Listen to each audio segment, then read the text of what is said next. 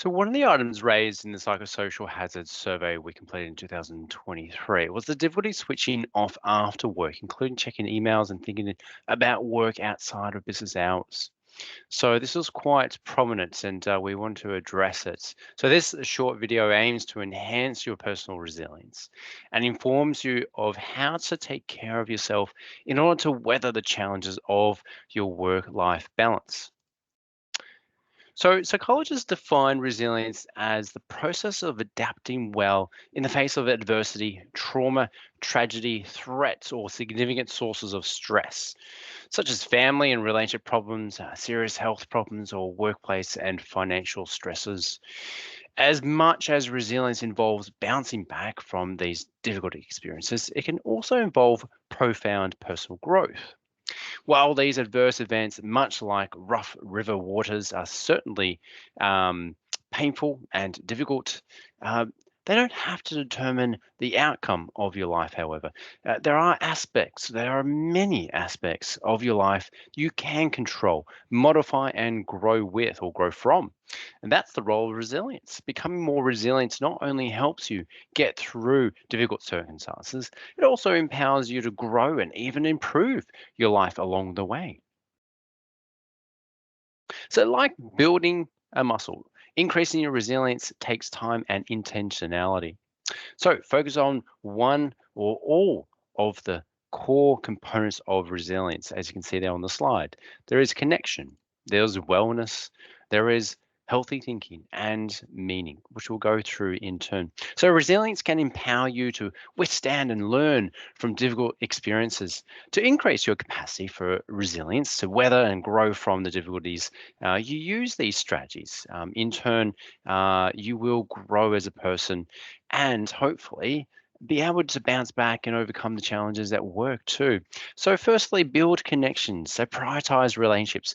Connecting with empathetic and understanding people can remind you that you're not alone in the midst of difficulties. So, focus on finding trustworthy and compassionate individuals who validate your feelings, which will help support the skill of resilience.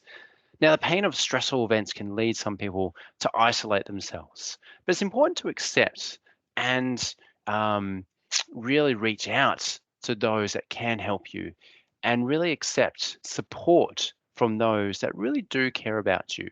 Whether you grow from a real challenging experience with an individual, or whether you help them grow, that real connection is something quite meaningful.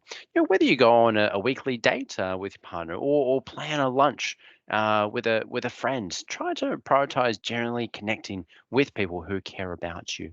How about join a group? So this is another thing that can really enhance your building connections and subsequent resilience. So along with one-on-one relationships, some people find that being active in civic groups, faith-based communities, or other local organizations provides that social support and can really help you reclaim hope. Research, some local groups in your area that can really offer that support and sense of purpose or joy when you really need it. Now, Sarah Ross, our marketing guru in Drake, shared with us the other week that she catches up with a group of friends, and they call themselves the Soul Sisters, and they go on regular regular walks, which is a fantastic way to connect and support each other. Next one is foster wellness. So take care of your body. Self-care may be a popular buzzword, but it's also a legitimate practice for mental health and building resilience. That's because stress is just as much physical as it is emotional. So promoting positive lifestyle factors like proper nutrition, ample sleep, hydration, and regular exercise can strengthen your body to adapt to stress and reduce the toll of emotions like anxiety and depression. What about practice mindfulness? So, this is another component that can really foster wellness. So, mindful journaling, yoga, and other spiritual practices like prayer and meditation can also help people find or build connections and restore hope, which can prime them to deal with situations that require resilience. Now, when you journal, meditate, or prayer, ruminate, on positive aspects of your life and recall the things that you're grateful for, even during personal trials, you are taking positive and proactive steps to improve your wellness and build your resilience. I also encourage you to avoid negative outlets. It can be tempting to mask your pain with alcohol, drugs, and other substances, but that's just like putting a bandage on a deep wound. Focus instead on giving your body resources to manage stress rather than seeking to eliminate the feelings of stress altogether. Next one, find purpose. So, find other people that you can really help, and you know what, volunteering for things can really help with finding meaning and purpose, and getting a sense of worth, self worth, and connecting with other people, and tangibly helping others. All of which can really empower you to grow and become more resilient. So, volunteering the research shows that volunteering can really not only increase your resilience and well-being, but actually can uh, enhance the longevity and healthiness of your life, which is fantastic. I think it's a great way. It's free. In fact, many people benefit when you volunteer your support to them. Be proactive. It's helpful to acknowledge and accept your emotions during hard times, but it's also important to help foster self-discovery by asking yourself, what can I do about a problem in my life? You know, it can be quite broad and at times there might not be an answer. If the problem does seem to be a little bit too big, then maybe break it down into manageable pieces. For example, if you got laid off at work, you may not be able to convince your boss that it was a mistake to let you go. But you can spend an hour each day to develop your or assess and then develop your top strengths. Or work on your resume, get yourself prepared for perhaps another job application. Take initiative. Remind yourself that you can do things. You're quite capable. You've achieved lots in your life.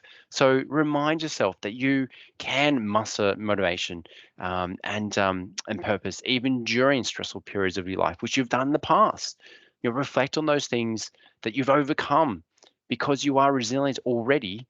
Um, you can reflect on those things that have worked or that you have achieved. And that really enhances your positive thinking and sense of self worth and drive and helps you maintain that hope for the future. Move towards your goals. So develop some realistic goals and do something regularly, even if it's something small, like a small accomplishment that enables you to move towards the things that you really want to achieve.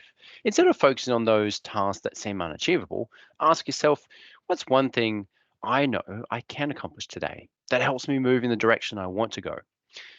For example, if you're struggling to lose weight, then perhaps see a dietitian or set a schedule of regular exercise.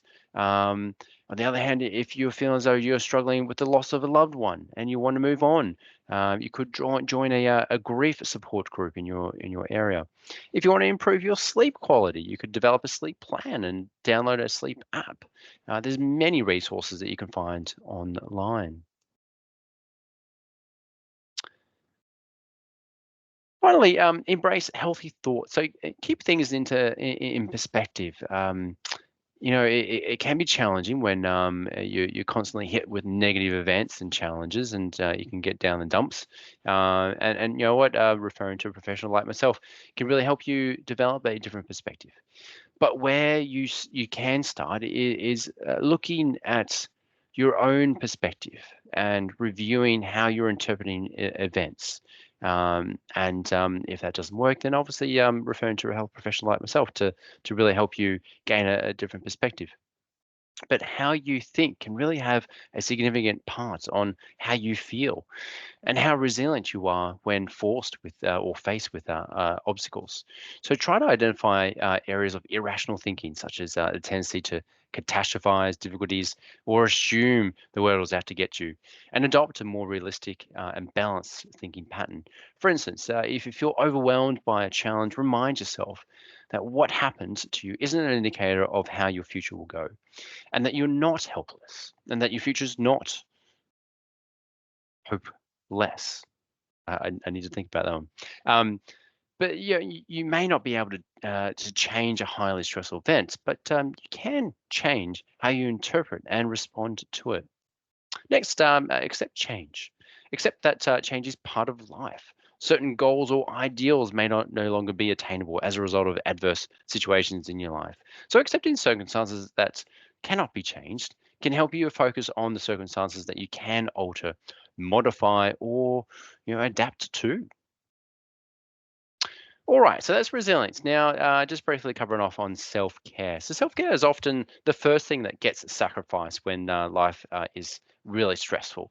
And people often think that taking time for themselves is somewhat self indulgent. But looking after your own well being will help you get through this challenging time and will help you not only take care of yourself, but take care of others too. So a self-care plan can help you focus, make decisions, and stay healthy.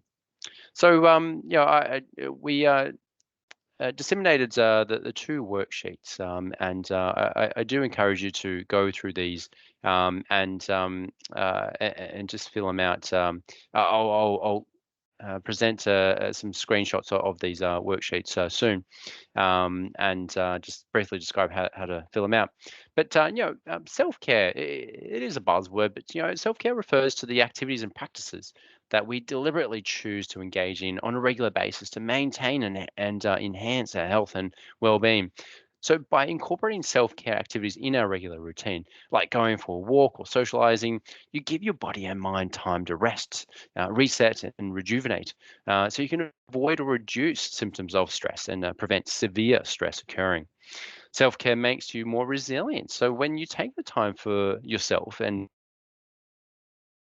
give your body the food, the rest, and the activities it needs, you'll be able to actively engage with those rejuvenating and energizing activities. You also feel more energetic and feel as though you're meeting those needs in your life, and the basic human needs like adequate sleep, nutritious diet, those connections with others, the rest and joy to really feel fulfilled in one's life. It's so important, and it really adds to your self care.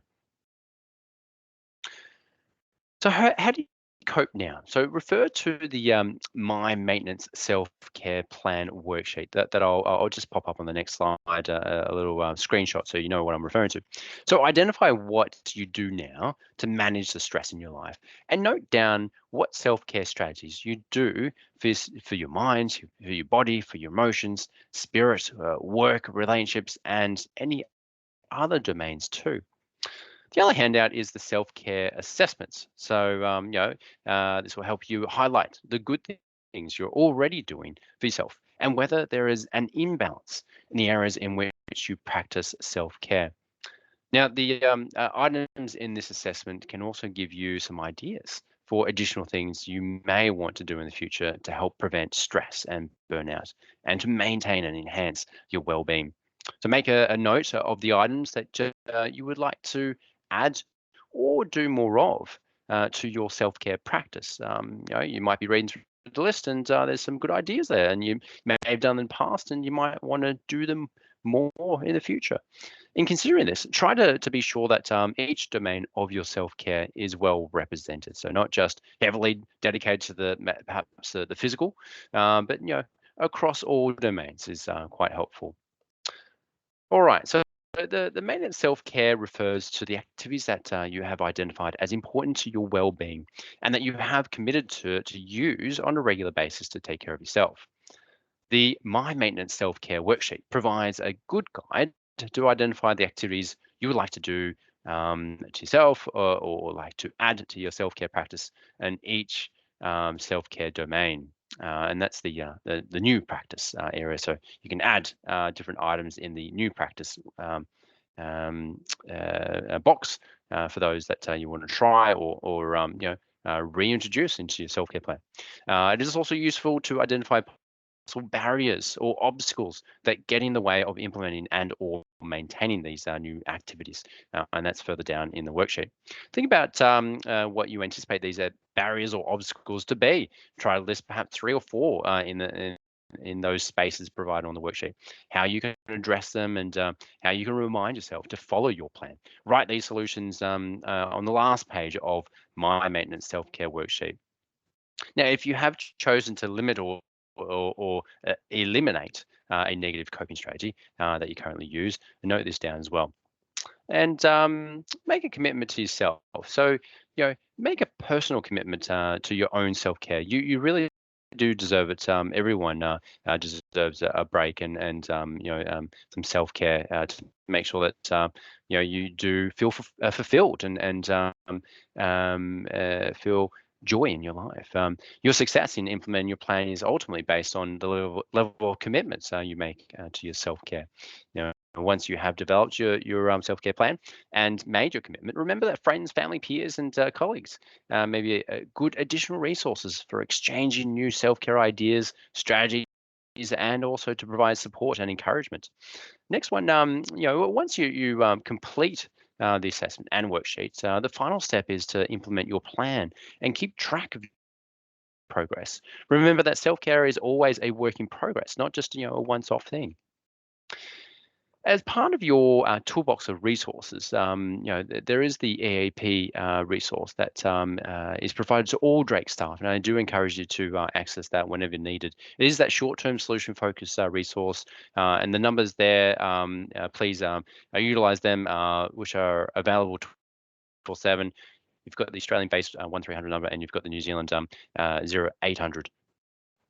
And do reach out to our intake team who do keep everything confidential. Then refer anyone who wants counselling to our contractors who are experts and are experienced in providing support to individuals going through any personal or work-related concerns. And I do encourage you to reach out to this confidential resource. So that's a brief recap of the workshop provided to Drake staff and also in response to the psychosocial hazards survey that was completed last year. I hope you got some useful tips and workshop, and do reach out if you need any further information, and thank you so much.